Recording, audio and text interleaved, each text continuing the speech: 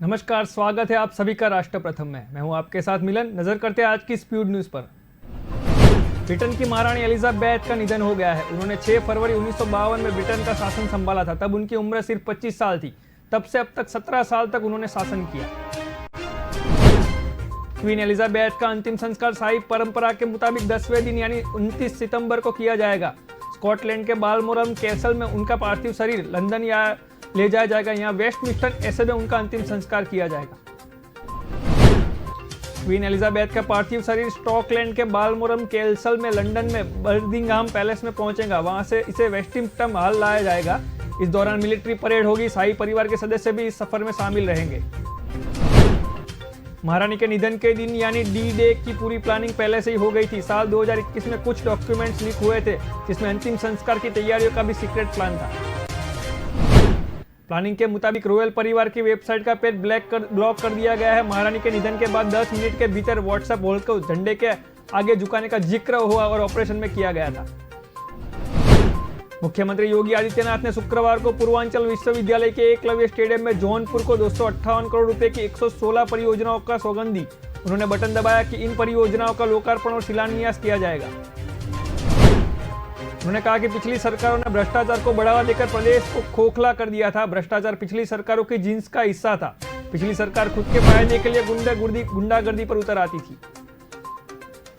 अपने खानदान के लिए भ्रष्टाचार पैदा करते थे। चेतावनी भरे लफ्ज के साथ भ्रष्टाचारी कोई भी होगा, उसकी संपत्ति कुर्क करके उसे गरीबों के उपयोग के लिए सौंप दिया जाएगा। साथ ही में सीएम ने कहा कि पूर्व की सरकारों में सबसे विकास की योजनाएं जो भी चलाई गई, सिर्फ अपने लोगों को लाभ दिया गया। उसका लाभ आम आदमी पार्टी को नहीं मिला। आज उत्तर प्रदेश विकास के पथ पर अग्रसर है। सीएम ने कहा कि जौनपुर दौरे पर आते ही मैंने मेडिकल कॉलेज व एसटीपी निर्माण का निरीक्षण किया। देखा कि जौनपुर आज विकास की ओर बढ़ रहा है। शुक्रवार की सुबह एक समाजवादी पार्टी के कार्यकर्ता ने सीएम योगी आदित्यनाथ की गाड़ी के सामने मेडिकल कॉलेज के लिए निरीक्षण करने के लिए पहुंचने के दौरान काला कपड़ा निकालकर विरोध प्रदर्शन किया। आनंद फानंद दौड़ाकर समाजवादी पार्टी कार्यकर्ता को पुलिस ने पकड़ लिया। इस दौरान सपा कार्यकर्ता को पुलिस कर्मियों ने पिटाई करने के बाद उसको हिरासत में ले लिया गया। कॉलेज का निरीक्षण कर वापस अपने काफिले के साथ निकल ही रहे थे कि इस दौरान वहां मौजूद कुछ लोगों के बीच एक सपा कार्यकर्ता तेजी से बाहर की ओर निकला और हाथ में काला झंडा लहराने लगा। समाजवादी पार्टी के कार्यकर्ता ने मुख्यमंत्री योगी आदित्यनाथ की गाड़ी के ठीक पास पहुंचकर मेडिकल कॉलेज के गेट के सामने ही उनको काला कपड़ा निकालकर दिखाया। उसकी जांच पड़ताल करने और पूछताछ करने के बाद विविध कार्यवाही की तैयारी की जा रही है। पुलिस ने अनुसार सीएम की सुरक्षा में किसी भी प्रकार की लापरवाही क्षय नहीं है। भाजपा ने राष्ट्रीय राजधानी दिल्ली में कथित शराब घोटाले से संबंधित स्टिंग ऑपरेशन के वीडियो को लेकर सीबीआई से संपर्क करने का फैसला किया। भाजपा के राष्ट्रीय प्रवक्ता सुधांशु त्रिवेदी ने कहा कि इस वीडियो में कथित शराब घोटाले के संबंध में नकद लेन देन की चर्चा की जा रही है। कमीशन में हिस्से के बारे में भी बातचीत हो गई है। त्रिवेदी ने दिल्ली के मुख्यमंत्री अरविंद केजरीवाल पर परोक्ष रूप से हमला बोलते हुए कहा कि एक राजनेता का दागी चरित्र को पूरी तरह से ईमानदार होने का दावा करता है, वह लोगों के सामने स्पष्ट हो गया है। इसलिए दिल्ली भाजपा के सभी विधायकों ने सीबीआई को पत्र लिखकर इस स्टिंग ऑपरेशन के वीडियो को संज्ञान लेने और मामले में उचित कानूनी एवं जांच संबंधित कार्यवाही की जाने की मांग की है। हाल ही में कथित शराब घोटाले के आरोपी सनी मारवा के पिता कुलविंदर मारवा का एक स्टिंग वीडियो सामने आया था। इस वीडियो में उन्होंने इस मामले में को लेकर कई जानकारियां दी। अखिलेश यादव मंगलवार को एक न्यूज चैनल को इंटरव्यू दे रहे थे। इस दौरान उन्होंने डिप्टी सीएम केशव प्रसाद को लेकर टिप्पणी की। उन्होंने कहा कि केशव प्रसाद मौर्य बहुत कमजोर आदमी है। उन्होंने सपना को देखा था मुख्यमंत्री बनने का। उन्होंने कहा कि आज भी ले आए 100 विधायक। अरे बिहार से उदाहरण ले, वो जो बिहार में हुआ वो यूपी में क्यों नहीं करते? अगर उनमें हिम्मत है और उनके साथ अगर विधायक है तो हमारे साथ आ जाए। अखिलेश यादव का यह बयान आते ही सियासी गलियारों में हंगामा मच गया था। एक के बाद एक भाजपा नेताओं के बयान आने शुरू हो गए। खुद के केशव प्रसाद मौर्य ने भी पलटवार किया। पलटवार में केशव नहीं रुके। उन्होंने आगे कहा, अखिलेश सामंतवादी मानसिकता के बन चुके हैं। समाजवादी पार्टी नाम की कोई पार्टी नहीं है, एक परिवार की पार्टी है। उनके दावे को कोई दम नहीं है। भाजपा अपने आप में इतनी मजबूत पार्टी है जिसको किसी के सहारे की जरूरत नहीं है। हमारे गठबंधन के जो साथी है वो हमारे साथ है। उनके साथ मिलकर हम सरकार चला सकते हैं। भारत और सऊदी अरब के बीच संबंधों को और मजबूत करने के लिए विदेश मंत्री एस जयशंकर सऊदी अरब रवाना हो गए। विदेश मंत्री 10 सितंबर से 12 सितंबर तक सऊदी अरब में 3 दिवसीय यात्रा करेंगे।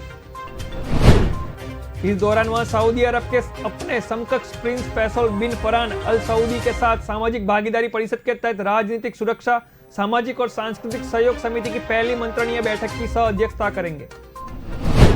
विदेश मंत्रालय ने अपने बयान में बताया कि विदेश मंत्री बनने के बाद एस जयशंकर की यह सऊदी अरब की पहली आधिकारिक मुलाकात होगी। इस दौरान दोनों देशों के नेता द्विपक्षीय संबंधों की व्यापार समीक्षा करेंगे और पीएनएससी समिति के 4 संयुक्त कार्य समूह राजनीतिक और काउंसिलन के तहत प्रगति पर चर्चा करेंगे। विदेश मंत्रालय ने बताया कि पिछले कुछ महीनों में इन समूहों और वरिष्ठ अधिकारियों की बैठकें हुई है। विदेश मंत्रालय की ओर से जारी बयान में कहा गया है कि 3 दिवसीय यात्रा के दौरान जयशंकर सऊदी के अन्य गणमान्य व्यक्तियों से भी मुलाकात करेंगे। इस दौरान वह खाड़ी सहयोग परिषद के महासचिव से भी मुलाकात करेंगे। बुलंदशहर के औरंगाबाद में मेघालय के राज्यपाल सत्यपाल मलिक ने कहा कि राजपथ का नाम बदलने की जरूरत नहीं थी, यह नाम कोई अंग्रेजों का दिया हुआ नहीं था। कांग्रेस नेता राहुल गांधी के बारे में बोले कि वह अच्छा काम कर रहे हैं, उसके साथ मेरी शुभकामनाएं है। सत्यपाल मलिक बृहस्पतिवार को बुलंदशहर के गांव मुठी बकापुर में करस्प फ्री इंडिया संगठन के कार्यक्रम में पहुंचे थे। भ्रष्टाचार के मामलों को लेकर उन्होंने प्रधानमंत्री की तारीफ भी की। कहा कि श्रीनगर के 2 मामलों को लेकर प्रधानमंत्री के पास गया था, मुझे 150 करोड़ रुपए की रिश्वत की ऑफर दी गई। मलिक ने कहा कि देश में किसानों और जवानों पर भारी संकट है, उनकी सुनवाई नहीं हो रही है। सरकार ने न्यूनतम समर्थन मूल्य कमेटी का चेयरमैन ऐसे व्यक्ति को बनाया है जिसने कृषि कानून बनाया ही नहीं था। सत्यपाल मलिक ने कहा कि किसानों और जवानों को बर्बाद करके कोई सरकार नहीं चल रही है, अब फौज को बर्बाद करने के लिए अग्निवीर योजना ले आया है। मुंबई हमले का गुनहगार आतंकवादी याकूब मेमन की कब्र को लेकर बड़ा खुलासा हुआ है। बड़ा कब्रिस्तान ट्रस्ट के 2 पूर्व ट्रस्टी बयानों का सामने आया है। दोनों के मुताबिक अंडरवर्ल्ड की धमकी के बाद कब्र के चारों तरफ मार्बल लगा दिए गए थे। परवेज सरकार और जजील नवराने के मुताबिक साल 2021 में याकूब मेमन की कब्र पर कोई भी मार्बल नहीं था, लेकिन वक्त बोर्ड और ट्रस्टी की विभिन्न भगत के बाद इसके ऊपर सजावट की गई। दोनों पूर्व ट्रस्टी के अनुसार मेमन परिवार की कोशिश थी कि याकूब मेमन की कब्र को बड़ा किया जाए। इतना ही नहीं, इसके आसपास की 3 जनरल कब्रों को भी खरीदने की कोशिश की गई थी। कब्रिस्तान ट्रस्ट के 2 पूर्व ट्रस्टी ने यह भी बताया कि उन्होंने उनकी इस मांग को ठुकरा दिया है, जिसके बाद पाकिस्तान में बैठे याकूब के भाई टाइगर मेमन के नाम से भी धमकी दी गई थी। आपको बता दें कि जैसे ये खबर सामने आई थी, कब्र को सजाया गया है, उसके मजार की शक्ल दी गई है और चारों ओर लाइटिंग भी की गई थी। पैगंबर के खिलाफ विवाद पर बयान देने को लेकर भाजपा की पूर्व प्रवक्ता नुपुर शर्मा की गिरफ्तारी की मांग वाली याचिका को सुप्रीम कोर्ट ने आज खारिज किया है। याचिका में शीर्ष कोर्ट से मांग की गई थी कि वह अधिकारियों को मुस्लिम की भावनाओं को आहत करने के आरोप में नुपुर के खिलाफ कार्रवाई करने को गिरफ्तारी का आदेश दे। नुपुर का समर्थन करने पर उदयपुर और औरंगाबाद में हत्या के मामले में भी सामने आए थे। देश के कुछ हिस्सों में उपद्रव भी हुए थे। नुपुर को जान से मारने की धमकियां भी दी गई थी। उसकी जान को खतरा देखते हुए शीर्ष कोर्ट ने उसकी गिरफ्तारी पर रोक लगा दी थी। उसके खिलाफ दायर विभिन्न मामलों की सुनवाई भी नुपुर की मांग पर दिल्ली में ही हुई। मणिपुर के मुख्यमंत्री ने असम में 3 मदरसा ढहाए जाने पर सीएम हिमंत बिस्वा शर्मा की तारीफ की थी। बीरेन सिंह ने कहा कि भाजपा वैध मदरसा के खिलाफ नहीं है। बीरेन सिंह ने समाचार एजेंसी NIN से बात करते हुए कहा कि मुख्यमंत्री मदरसे के संबंध में असम में जो कर रहा है वह सही है। जिन्हें अदालतों का रुख करना है वे कर सकते हैं। विपक्षी पार्टी कांग्रेस शर्मा की कार्रवाई का विरोध कर रही है। इस पर बीरेन सिंह ने कहा कि शर्मा राज्य की राजनीतिक जनसंख्या की समझते हैं और उसके अनुसार काम करते हैं। उन्होंने आगे कहा कि शर्मा एक अनुभवी राजनेता है जो जमीनी स्तर से जुड़े हुए हैं। वहां की राजनीति जनसांख्यिक को समझते हैं। उन्होंने कहा कि हमने मणिपुर में मदरसों को सामान्य शिक्षा प्रदान करने का निर्देश दिया था। उन्होंने कहा कि असंवैधानिक गतिविधियों में शामिल होने पर ही ये मदरसे को ढहाया गया। चावल की बढ़ती हुई कीमतों को नियंत्रित करने के लिए भारत सरकार ने टूटे चावल के निर्यात पर पूरी तरह से प्रतिबंध लगा दिया है। इस संबंध में आदेश भी जारी किया गया है। इसके अलावा सरकार की ओर से जारी एक अन्य आदेश के तहत गैर बासमती चावल के निर्यात पर 20% शुल्क वसूला जाएगा अभी से। हालांकि उबले और बासमती चावल के निर्यात को इस प्रतिबंध से बाहर रखा गया है। गैरतमंद है कि भारत चीन के बाद दूसरा सबसे बड़ा चावल उत्पादक देश है। वैश्विक चावल उत्पादन में भारत की 20% हिस्सेदारी है।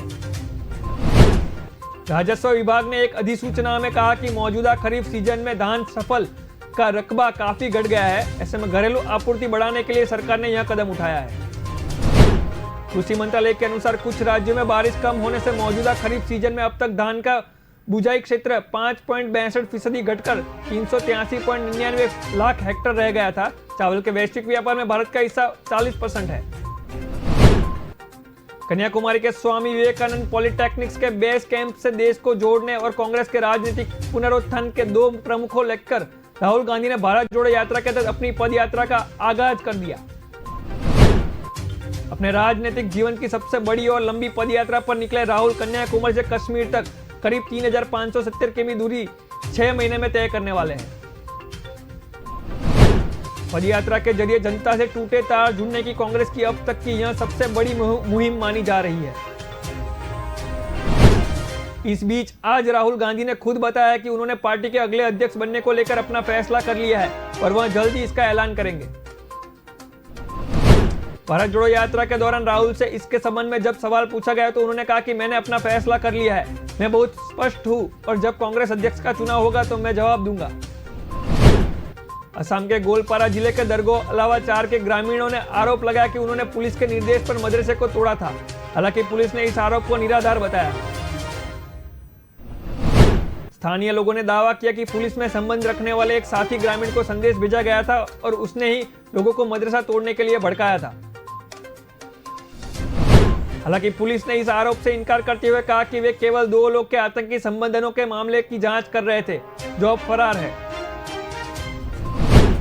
पुलिस के अनुसार दरोगर अलगा मदरसा और इसके परिवार में एक रीड हाउस को मंगलवार को ग्रामीणों ने खुद ही ध्वस्त कर दिया था क्योंकि इसके 2 शिक्षकों ने संदिग्ध जिहादी संबंध सामने आए थे। अली भाजपा का स्वघोषित कार्यकर्ता है। उसने मोटरसाइकिल पर कलम का स्टिकर लगाया हुआ था। ऐसे कई स्टिकर उन्हें उनके आवास की दीवारों पर भी दिखाई दिए गए हैं। पूर्वी लद्दाख इलाके में पिछले 2 साल से ज्यादा समय से चीन के साथ भारत के तनाव को कम करने की दिशा में एक और प्रगति हुई है। भारत के बाद अब चीनी सेना ने पुष्टि की थी उस बात की। चीनी सेना ने कहा कि गोगरा होस्टिंग्स PP-15 से दोनों देशों की सेनाओं को वापसी की प्रक्रिया शुरू हो गई है। यह सुनियोजित समन्वित ढंग से होगा। जुलाई में हुई चीन भारत के कोर कमांडर स्तर की 16वें दौर की वार्ता में बनी आम सहमति के अनुसार 8 सितंबर से जियान डाबन क्षेत्र में चीनी और भारतीय सैनिकों ने सम्मति दर्शाई। चीनी रक्षा मंत्रालय की ओर से शुक्रवार को बीजिंग में जारी प्रेस विज्ञापन में यह बात कही गई थी। इसमें सीमावर्ती इलाकों में शांति के लिए अनुकूल माहौल बनेगा। बीजिंग में तैनात भारतीय अधिकारियों ने भी पुष्टि की कि चीन की सैन्य प्रेस विज्ञापन द्वारा संदिग्ध जियान डाबर क्षेत्र गोगरा होस्टिंग क्षेत्र से पेट्रोलिंग प्राइवेट 15 से समान करेगी। जोधपुर में भाजपा ओबीसी मोर्चा राष्ट्रीय कार्य समिति की बैठक शुरू हो गई है। इस बैठक का शुक्रवार को कार्यालय स्थित होटल लेके व्यू में शुभारंभ हुआ। इस मौके पर मोर्चा के प्रदेश अध्यक्ष ओम प्रकाश भंडाऊ, ओबीसी मोर्चा राष्ट्रीय अध्यक्ष डॉक्टर के लक्ष्मण मौजूद रहे। आज शुरू हुए पहले सत्र में केंद्रीय मंत्री भूपेंद्र यादव, केंद्रीय कृषि राज्य मंत्री कैलाश चौधरी बैठक को संबोधित करेंगे। ओबीसी के राष्ट्रीय कार्यकारिणी की बैठक में देश भर से कुल 125 पदाधिकारी, राष्ट्रीय समिति सदस्य, विशेष आमंत्रित सदस्य व सभी ओबीसी प्रदेशाध्यक्ष मौजूद रहेंगे। दूसरे सत्र में भाजपा प्रदेश अध्यक्ष डॉक्टर सतीश पूनिया, कृषि राज्य मंत्री कैलाश चौधरी व तीसरे सत्र में ओबीसी मोर्चा के राष्ट्रीय उपाध्यक्ष सांसद नायब सिंह सैनी व चौथे सत्र में राजनीतिक प्रस्ताव पारित किया जाएगा। यहीं 4 सत्र पूरे होने के बाद 5वें सत्र में उत्तर प्रदेश सरकार के मंत्री दानिश अली का उद्घाटन होगा। छठे सत्र में भाजपा के राष्ट्रीय महामंत्री राजस्थान प्रभारी सांसद अरुण सिंह का उद्घाटन होगा। छत्तीसगढ़ का शुक्रवार दोपहर तक राजनीतिक और प्रशासनिक मानचित्र बदल चुका है। मुख्यमंत्री भूपेंद्र बघेल ने प्रदेश के 32वें जिले मनेन्द्रगढ़, चिरामिली, भरतपुर का उद्घाटन किया। मंच से अपनी बात खत्म करते बाद सीएम दोबारा डायस पर पहुंचे। सीएम ने कहा कि अब आया हूं तो कुछ देकर जाऊंगा। इसके बाद उन्होंने मंच से मनेन्द्रगढ़, चिरीमिरी और भरतपुर के विकास के लिए 3-3 करोड़ रुपए देने की घोषणा की। इससे पहले मुख्यमंत्री ने कलेक्टर भवन में कई विकास कार्यों का शिलान्यास और लोकार्पण किया। इसके बाद मुख्यमंत्री ने जनसभा को संबोधते हुए कहा कि इस जिले के बनने की और उद्घाटन की तारीख तय करने की कहानी बताई गई। जनसभा को संबोधित करते हुए मुख्यमंत्री ने कहा कि मैं माफी मांगने की वो भारत जोड़ो आंदोलन में 13 किलोमीटर पैदल चल रहा है, इसीलिए रोड शो के दौरान वो स्वागत मंच बने थे उस तक गाड़ी से उतरकर नहीं पहुंच पाए। उन्होंने कहा कि वो यहाँ इतना आत्मीय स्वभाव देखकर अभिभूत है, लोगों को प्रभावित कार्य के लिए दूर नहीं जाना पड़ रहा है। उन्होंने कहा कि इसीलिए नहीं बनने देते कि कई सिस्टम बदल ना जाए। पंजाब में सरकार बने हुए 5.5 महीनों है, विधायक की लाखों में पेंशन है, पेंशन में 5.5 लाख तक मिल गया। इस हम तो एक पेंशन लगेगी, राजनीतिक गंदगी झाड़ साफ करेगी। पंजाब में झाड़ चला तो बड़े बड़े धुरंधर हार गए, यहाँ आम आदमी की ताकत क्या है। उन्होंने कहा कि जिस क्रांति की बात हम कर रहे हैं उसमें कोई असलाम बारूद नहीं लगता, बस जांच की जरूरत है। इंजन बदलो, केजरीवाल का नए मॉडल वाला इंजन लगाओ, दिल्ली पंजाब में लगाया, अब हिमाचल में लगाओ।